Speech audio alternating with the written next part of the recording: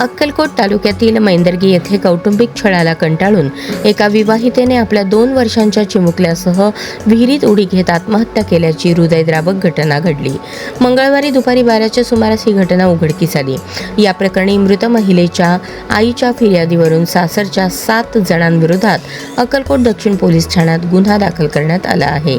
भाग्यश्री सिद्धप्पा कट्टीमनी वय 30 यांनी तोरणी रोडलगत असलेल्या विहिरीत आपल्या 2 वर्षांचा मुलगा शिवराजसह उडी घेतल्याची माहिती नातेवाईकांनी माहेरी कळवली.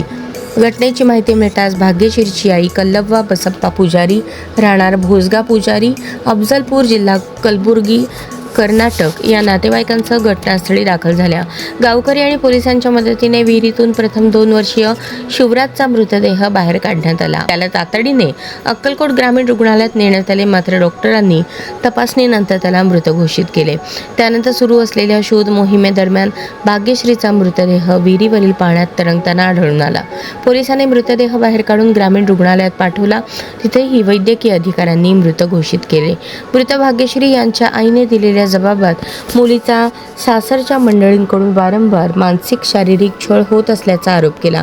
यामध्ये तिप्पव्वा कट्टीमनी, शरणप्पा कट्टीमनी, सिद्धप्पा कट्टीमनी, समर्थ कट्टीमनी, नागनाथ कट्टीमनी, गंगव्वा पुजारी, यालप्पा कट्टीमनी यांचा समावेश आहे. संबंधितांवर सासू सासरे, पती, 2 दीर, नणंद, अन्य नातेवाईक म्हणून आरोप करण्यात आले आहेत. या प्रकरणी अक्कलकोट दक्षिण पोलीस ठाण्यात गुन्हा दाखल करण्यात आला असून पुढील तपास फौजदार अमोल माने करत आहेत.